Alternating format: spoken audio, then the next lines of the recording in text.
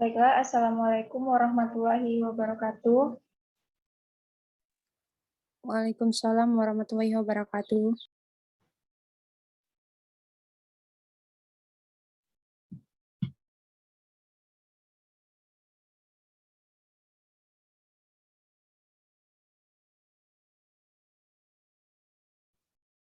Baiklah, di sini kami akan membahas mengenai bagian-bagian dari graf.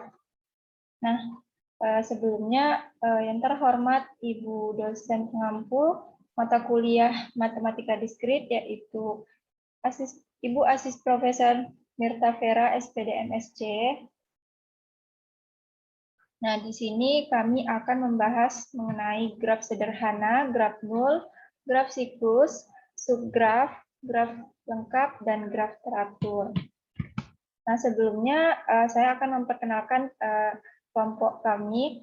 Ada 4 orang. Yang pertama itu saya sendiri, Asmi Septiani DM, kemudian Juli Haryani, Marianti, dan Seri Safitri. Nah, langsung saja kita masuk pada materi yang pertama, yaitu graf sederhana yang akan dijelaskan oleh saya sendiri. Nah, graf sederhana itu sering disebut atau simple graph. Nah, graf ini dia tidak mengandung gelang maupun sisi ganda.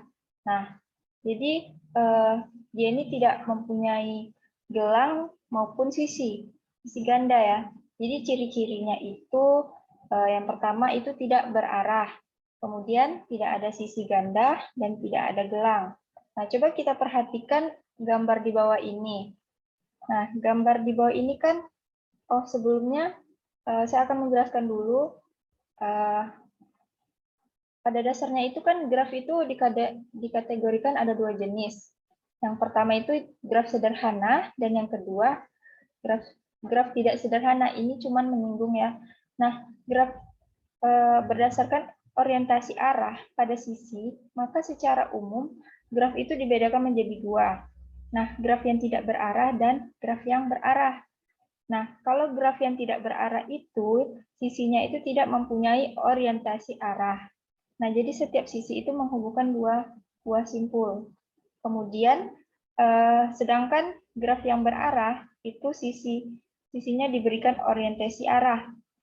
Artinya ada titik asal dan titik akhir. Nah, kita lihat pada gambar ya, gambar yang di bawah. Nah, itu ada gambar, jadi gambar ini termasuk dalam graf yang tidak berarah karena dia tidak mempunyai titik asal dan titik akhir. Dia biasanya itu kalau graf berarah dia ditandakan dengan ada panah.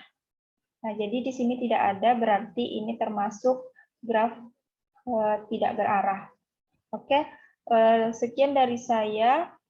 Saya lanjutkan kepada rekan saya. Dipersilakan.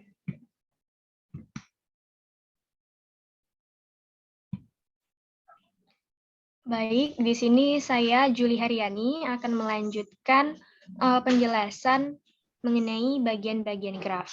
Nah, yang kedua ada graf nol atau sering disebut dengan empty graf atau graf kosong. Nah, graf yang himpunan sisinya merupakan himpunan kosong atau NN itu dinamakan graf kosong. Contoh graf nol itu dapat kita lihat pada gambar di bawah. Nah, jadi pada gambar tersebut tidak memiliki himpunan sisi dan simpul grafnya itu berjumlah 5.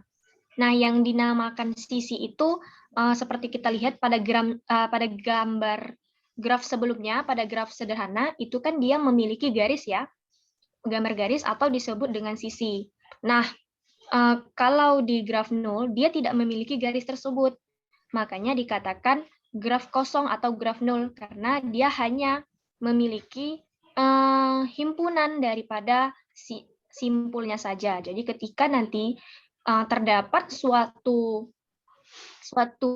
graf yang hanya memiliki simpulnya saja tapi tidak memiliki sisi, maka itu dinamakan graf nol atau graf kosong. Baiklah, itu saja dari saya. Selanjutnya akan dijelaskan oleh rekan saya.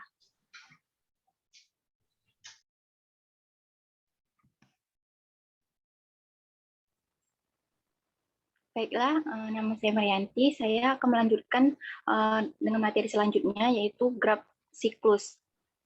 Nah, siklus atau sirkuit merupakan lintasan yang memiliki titik awal dan titik akhir yang sama. Jadi, kalau ada lintasan yang berawal dari simpul A menuju ke B, C, D, E, dan kembali lagi ke A lagi, maka lintasan tersebut dinamakan sebagai suatu siklus. Coba perhatikan gambar graf G1 pada gambar graf G1 ini, lintasan yang timbul dari 1, 2, 3, 1 dinamakan sebagai sirkuit atau siklus.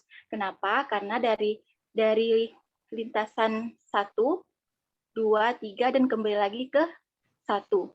Nah, panjang sirkuit pada dasarnya sama dengan panjang lintasan. Jadi sirkuit 1, 2, 3, 1 memiliki panjang sebesar 3. Nah, untuk jenis-jenis graf selanjutnya adalah subgraf. Selanjutnya,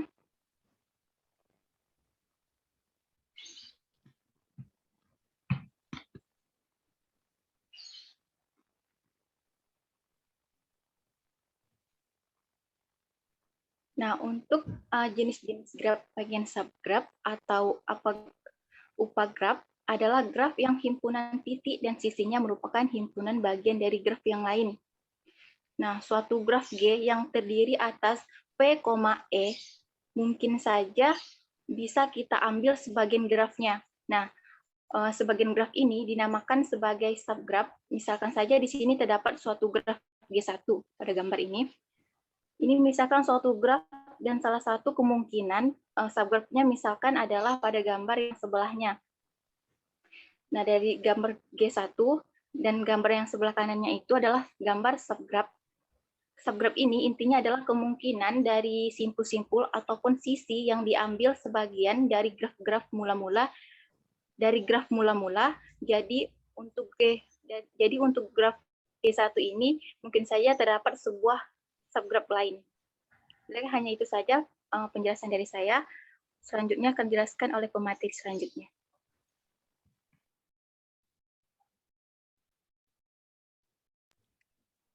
Baik, saya Seri Sapitri akan menjelaskan tentang graf lengkap. Nah, graf lengkap ialah graf sederhana yang setiap simpulnya mempunyai sisi ke semua simpul lainnya. Biasanya, graf lengkap ini disimbolkan dengan K. Maka graf lengkap N, buah simpul dilambangkan dengan KN. Maksudnya KN itu adalah graf lengkap terdiri dari berapa simpul. Misalnya K1 berarti graf lengkap terdiri dari satu simpul. Jumlah sisi graf lengkap yang terdiri dari N buah simpul terdapat juga rumus yaitu N buka kurung N kurang 1 per 2. Nah, perhatikan gambar berikut. Itu ada K1. K1 itu berarti graf lengkap terdiri dari satu simpul. Kalau K2, graf lengkap terdiri dari dua simpul. Nah, sampai seterusnya sampai juga berarti. Nah, kita ambil contoh pada K5. Coba kita masukkan kepada rumus, maka K5 N-nya berarti 5. 5 buka kurung 5 dikurang 1, 4, maka 5 dikali 40 dibagi 2 sama dengan 10.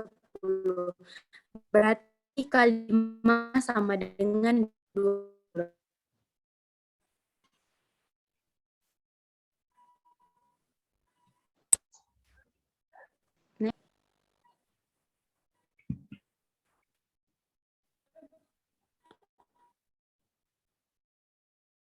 Nah, yang terakhir ada graf teratur, di mana graf yang setiap simpulnya mempunyai derajat yang sama disebut graf teratur. Nah, pada graf teratur ini mempunyai derajat. Derajatnya itu harus sama. Apabila derajat setiap simpul adalah R, nah biasanya pada graf teratur, derajat setiap simpul itu dilambangkan dengan R. Maka graf tersebut dapat dapat dibilang sebagai graf derajat R. Jumlah sisi pada graf teratur adalah NR/2. Coba perhatikan gambar di bawah ini. Nah, kita buktikan apakah graf tersebut teratur. Coba lihat, pada gambar tersebut terdapat 4 simpul, yang mana terdapat 4 simpul dan derajatnya di sini adalah 3. Maka setiap simpul memiliki derajat yang sama, adalah 3. Maka graf ini dibilang graf teratur.